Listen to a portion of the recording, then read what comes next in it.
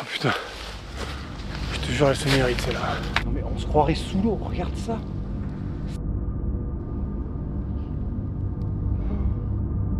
Incroyable. Bienvenue dans la salle Louis Trom.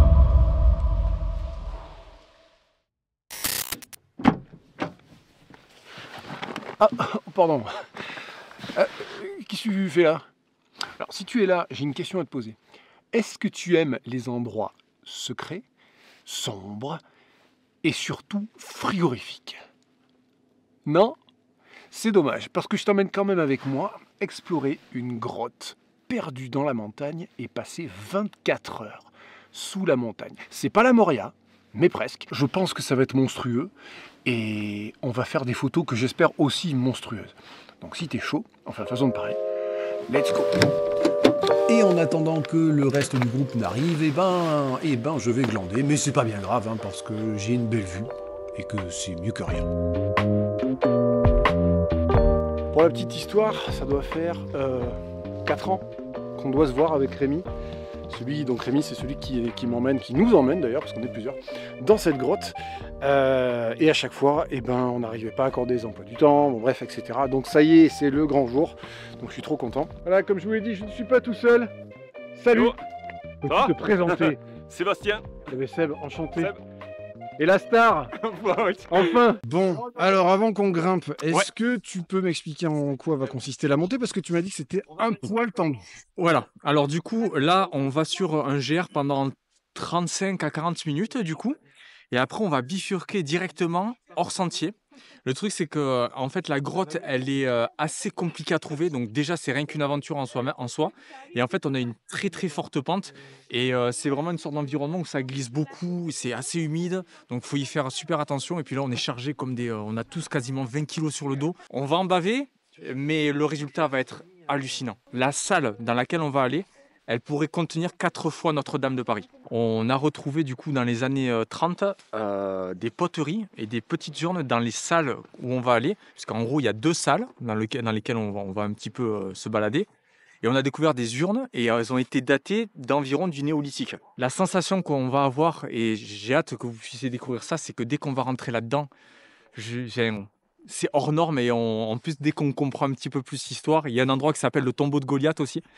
Je ne sais pas pourquoi, c'est très fragmentaire comme histoire, mais c'est ça qui fait tout le charme de cet endroit et j'espère qu'en tout cas vous allez pouvoir bien apprécier ça. Eh, regarde, Combien? 20 kills. Ça va. Bien. Ça va. Je me suis bien débrouillé. C'est lourd, mais 32 par contre, ça va. Mais 32, mais qu'est-ce qu'il a mis? Il a mis sa maman? Oh la vache, il a mis un sanglier. On est parti pour environ 1h30, 2 heures de grimpette, sachant qu'on a des sacs un petit peu lourds. Donc, par expérience, on monte tranquille pour pas transpirer, parce qu'il n'y a rien de pire quand il fait froid comme ça. Comment sens-tu cette... Eh ben écoute, c'est cool, c'est palpitant, c'est complètement décalé comme truc, quoi, dormir dans une immense grotte en plein hiver. Et bon, on s'en fout, dedans le climat sera... Enfin, il y a un microclimat qui ne varie pas, ou très peu. Puis voilà, j'ai très hâte parce que Rémi nous a un peu teasé. Ouais, il arrête pas de nous dire un truc de fou. En nous disant que c'était incroyable, très très vaste. Je m'attends à un spectacle, enfin un environnement très particulier, quoi. Toujours petit pas par petit pas.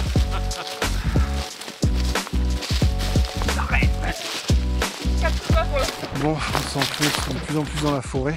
On va pas tarder à monter après à sortir du chemin et grimper à flanc de montagne. Ah, parfait. Ah, je t'ai vu. Ah, je t'ai vu. C'est loin, mais c'est beau, hein. Le temps s'est quand même vachement réchauffé et on est tous un peu surpris d'avoir chaud assez vite. Et le meilleur moyen de choper la crève, eh ben, c'est de transpirer, de se poser et d'avoir froid à cause de sa transpiration. Donc, qu'est-ce qu'on va faire? On va tout de suite s'enlever quelques épaisseurs avant de reprendre tout de suite la marche parce qu'on n'est pas arrivé. Ah, voilà, il nous reste à peu près ça et là après on va bifurquer en bonne ligne droite quand vous voyez les lignes là. Non, mais attends, on prend celui-là, là. Non, on prend celui-là. On va se péter la gueule. On prend celui-là. Ouais. T'es ouf, mec. Non, je te promets. Bon. En tout cas, moi, c'est le chemin que je connais. Bon, alors apparemment, on a fait 2 tiers du chemin, donc c'est le dernier tiers qui va piquer plus. Je me faisais la réflexion, est-ce que vous avez vu le film The Descent? Excellent film. Si je dis ça, évidemment, c'est en rapport avec l'endroit où on va. Le pic d'Aneto, chers amis. Donc le sommet des Pyrénées. Mais bon, c'est pas là qu'on va. Alors mon sac a juste accroché une branche. En fait, j'ai pété la forêt, quoi. Putain, j'ai cassé la forêt. Ça va, vous passez derrière? Tu peux la lâcher surtout. Ok. Du coup, En fait, je sais pas, je me disais voir sur l'espèce de petite barre rocheuse là-bas, une espèce d'une petite entrée. C'est ce qu'on appelle l'entrée inférieure normalement de la grotte et l'entrée principale est juste à peine un peu plus haut.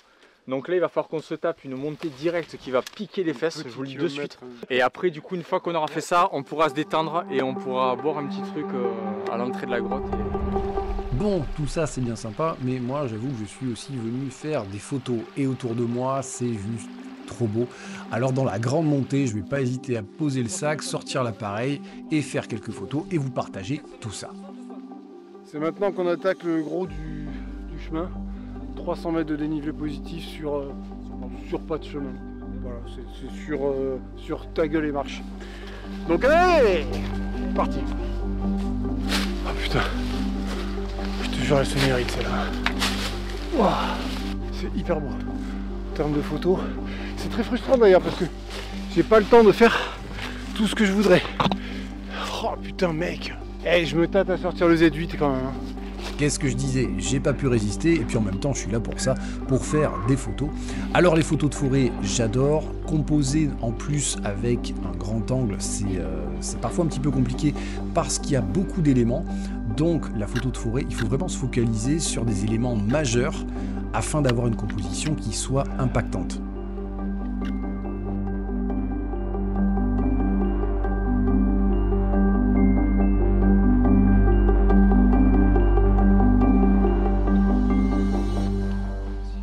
Oh, je vous épargne la montée. 3 gros quarts d'heure sur un truc à 45 degrés dans les feuilles, les pierres qui glissent. Arrête de te plaindre, Johan. Je me plains pas, je donne du cachet à la vidéo.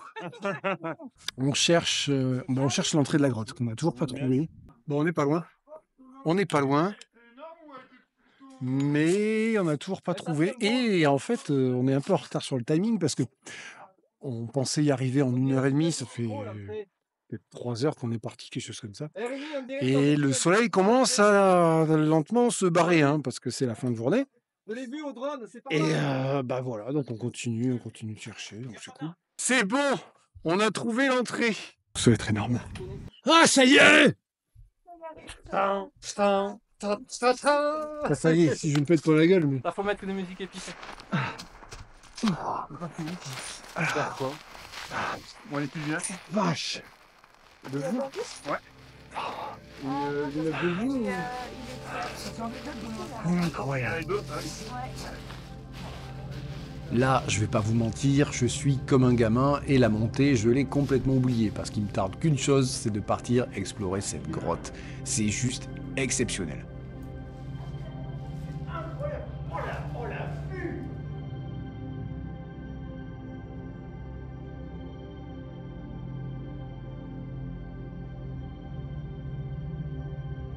Approcher le muscoton, il a dû casser, un peu stop. Ouais.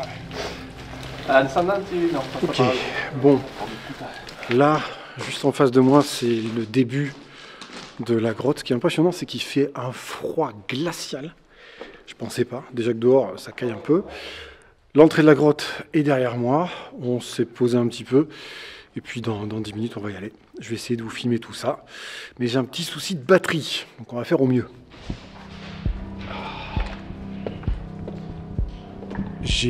Honnêtement, j'ai pas les mots, c'est fou. Alors, pour l'instant, je fais quelques photos, mais on est encore en mode en visite.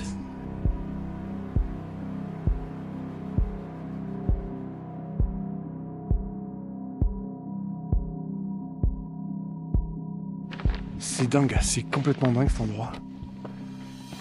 On est aux États-Unis. Une immense cathédrale. Et encore, a priori, on n'a rien vu. Rien vu. Oh, pardon. Non, je t'en prie. Bam. Chacun va maintenant se laisser imprégner par le lieu et commencer à penser aux images qu'il veut faire. En tout cas, au moins pour les photographes. C'est vraiment un nouveau monde. J'ai jamais vu quelque chose comme ça. J'ai jamais ressenti quelque chose comme ça. Tout est démesuré. Ouais.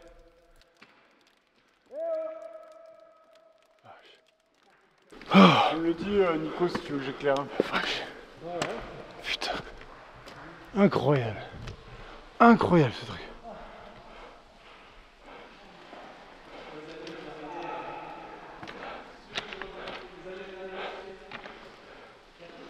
Cette grotte, elle a deux salles. Une petite, qui est celle-là, qui fait quand même 10 000 mètres carrés.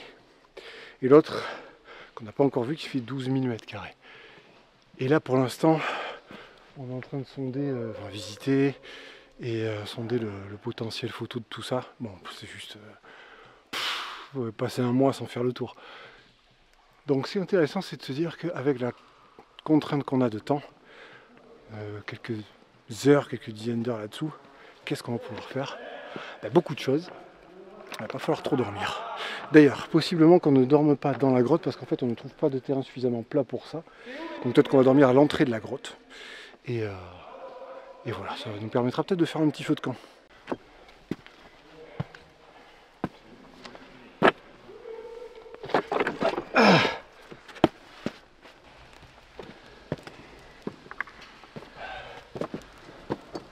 T'as vu ça? C'est dingue! C'est de la calcite, ça tombe du plafond et au fil des millénaires, ça fait ça. C'est incroyable. On dirait je sais pas, de la cire. Mais on dirait de la lave, regarde ce truc. Ouais. C'est fou, c'est Superbe. dingue.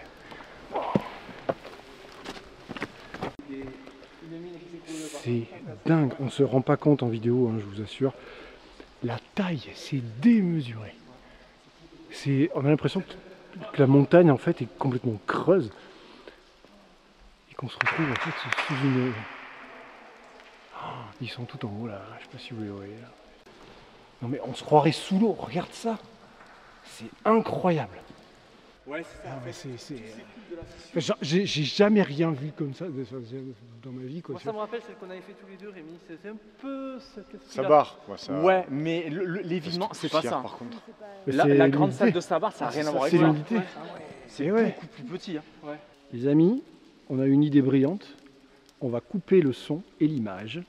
On laisse juste le son. Et on va couper la lumière.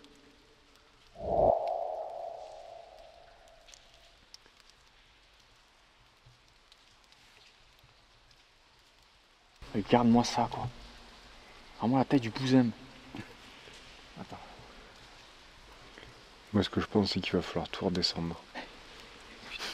Oui. Et tout remonter après pour les photos. Et après, tout remonter pour les photos. Putain, je vous jure, c'est incroyable. Alors par contre, il y a un taux d'humidité qui est proche de 100%. Alors ça facilite pas le travail parce que dès qu'on reste quelques minutes, qu'on laisse l'objectif quelques minutes à l'air, il commence à avoir de la condensation dessus.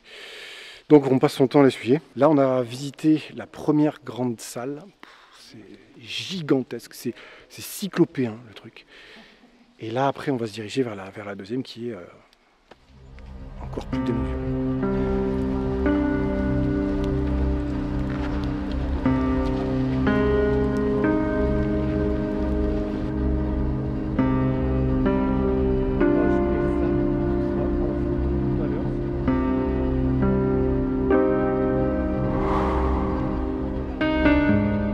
Tellement en fait Lovecraftien cet endroit. Et tu croises Lovecraft avec Cthulhu. Là-dedans. Ah ouais, tu sais, avec Cthulhu, pardon, avec Alien, et en fait tu te retrouves avec un truc. C'est fou. J'ose pas le toucher, tu vois, j'ai pas envie de. On dirait qu'on a découvert un temple c'est ça. Qui n'existe pas quoi. On va voir la deuxième salle. Et je dois dire que si on est tous là, c'est en grande partie pour cette salle-là. Il paraît qu'il y a une acoustique folle, donc l'idée c'est qu'on arrive tous en haut, qu'on dise rien, et qu'on fasse un bruit, et qu'on voit à quel point l'écho se réverbère. Je vous partage tout ça. C'est immense là aussi. Oh putain. On arrive à la grande salle, donc là on fait pas de bruit. parce qu'on va se mettre tous prêts à faire jouer les coups. Vraiment, sur la vidéo, on ne se rend pas compte de la taille de la salle, c'est démesuré. Non mais putain. Non mais regarde ça. Bienvenue Johan.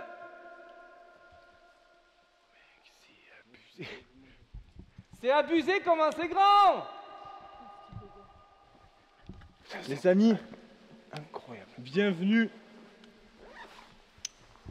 dans la salle Louis Trom.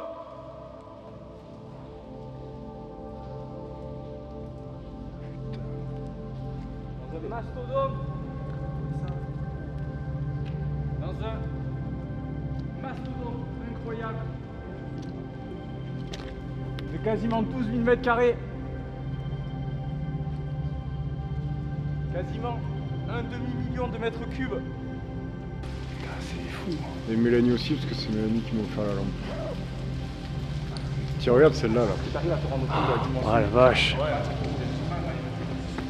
À mon avis, je pense qu'il y a alors entre un demi-million et un peu moins d'un demi-million de mètres Tout à l'heure, moi, j'irais me foutre là-haut. Là. Qu'est-ce que c'est? Ah, mon coussin. Alors, bilan. On a exploré tout ce qu'on pouvait voir de la grotte. C'est immense. Enfin, il y a surtout 2 salles immenses. Et maintenant, en fait, on a décidé de revenir vers l'entrée de la grotte où c'était plus plat pour pouvoir poser les cuvées, voilà, et mon matelas. Et en fait, juste là, il y a l'entrée de la grotte qui surplombe la montagne avec les étoiles et les montagnes au fond. Et c'est gratuit. Et ça fait plaisir. Ce qu'on va faire là, c'est se poser, bouffer, tranquille. Et ensuite, on va repartir parce qu'on a du boulot. Donc, je serai vraiment en mode photo. Avant de repartir faire des photos dans la grotte, évidemment, là, on est dehors. On s'est fait un petit feu, ça caille. Et on a mangé. Et ça fait du bien. C'était une sacrée journée. Donc après, c'est parti mode photo à 100%. Un moment qui est essentiel, une petite pause qui est en plus bien méritée. On reprend des forces, on se réchauffe un petit peu. Et ensuite, on traîne pas trop, on remet nos affaires. Et on repart dans le cœur de la bête.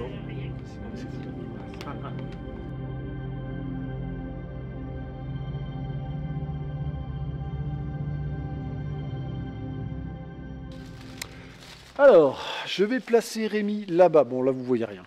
Je vais placer Rémi là-bas et on va faire attention au trépied. Et on va utiliser plusieurs choses. On va utiliser un éclairage qui est devant, qui va éclairer la voûte. On va voir ce que ça va donner. L'éclairage de sa lampe torche et une petite bombe qui crée une sorte d'effet brouillard, donc qui va diffuser la lumière. Voilà, et on va voir ce que ça va donner. Un peu vers vous. Parfait. Alors la lumière là, elle va être un peu plus bleu-blanc. Non mais c'est pas grave. Ça va. Attends. Ça va être pas mal.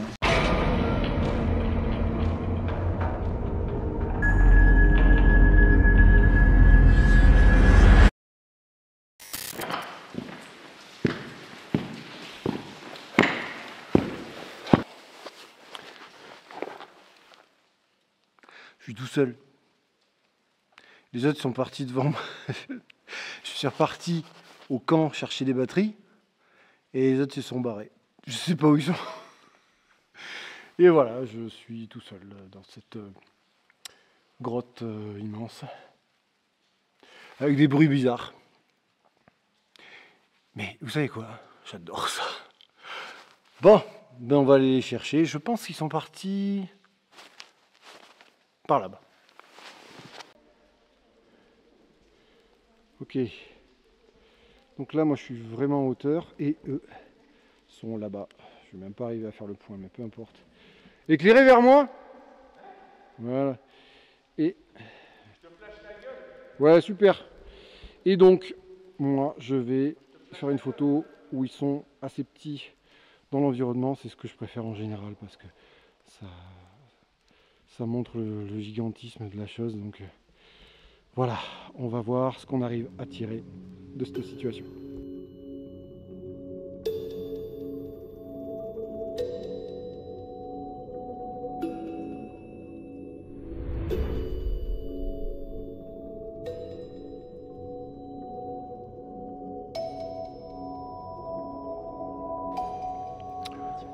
c'est qui a marché sur son appareil photo?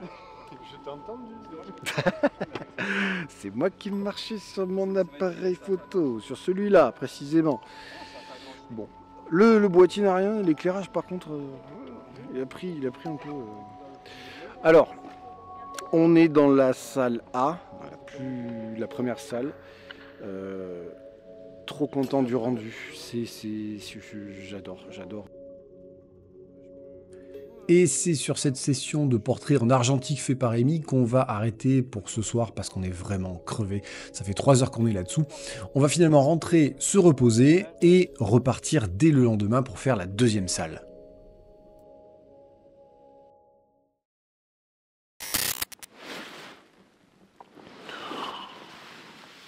Oh, cette gueule.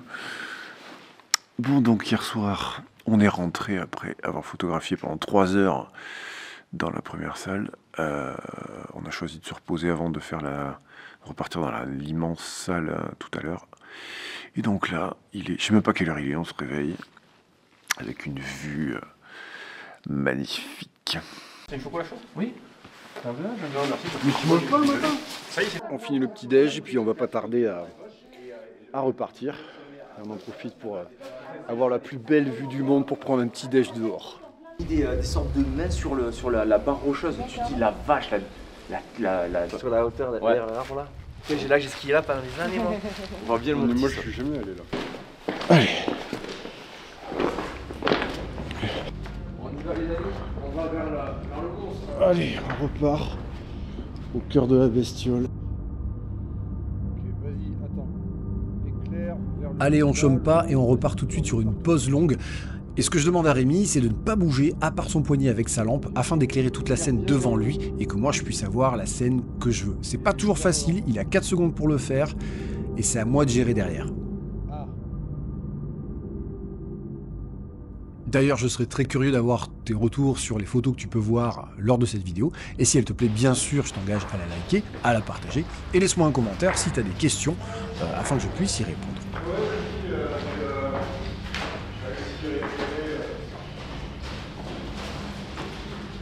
Alors là, il y a Yvan qui est tout en haut, qui est très loin.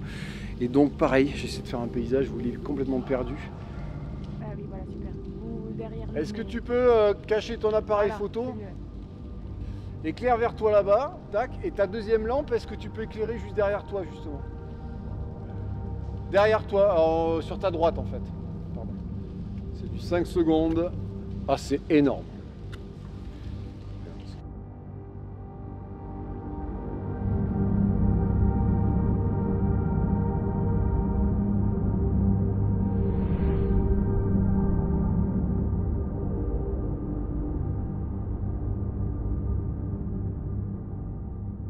Et ben voilà, c'est la fin de cette expédition photo et expédition humaine d'ailleurs, parce que vous l'avez vu, je vous l'ai dit, j'étais pas seul. En voilà une partie de la troupe, il en manque un. Il manque Nico. Merci beaucoup, j'espère que cette vidéo vous a plu, vous avez appris des choses et un peu voyagé avec moi, avec nous. Merci à Rémi, parce que ça fait des années qu'on devait se voir. Ouais, c'est ça, exactement. Et qui nous a emmenés là avec tout le monde. Ghislain.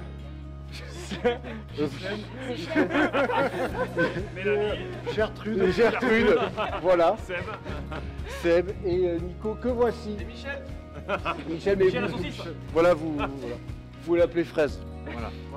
Merci à tout le monde, franchement c'était trop bien, c'était intense. Merci de ta bonne humeur. Ah bah avec plaisir, et puis c'était des photos complexes à faire forcément dans un endroit comme ça, mais quel kiff quoi. Voilà, je mets tout leur Instagram en description. Allez voir ce qu'ils font. Likez, abonnez-vous, partagez, tout machin. Toi-même tu sais. Voilà, mais il a raison. Et nous, eh bien, on va se taper la redescente. La mort. On va se taper la redescente de merde. En espérant arriver. Enfin si vous voyez cette vidéo, ben, c'est que c'est bon. On a réussi. Voilà. Ah, il se pète la gueule. C'est un signe. Allez, bisous, portez-vous bien.